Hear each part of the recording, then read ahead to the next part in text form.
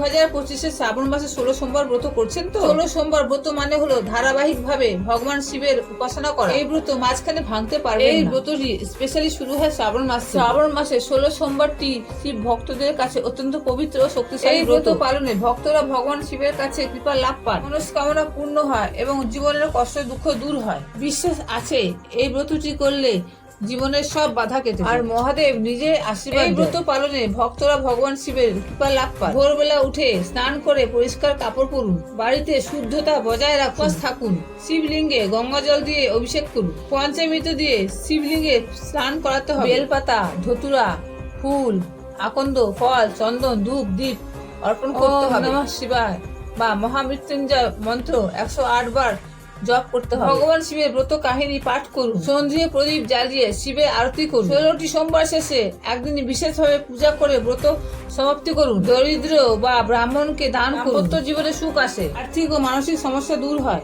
দীর্ঘদিনের অসাধ্য ইচ্ছা পূর্ণ হয়। এই শ্রাবণে 16 সোমবার ব্রত করছেন তো? কমেন্টে জানাবেন। হর হর মহাদেব।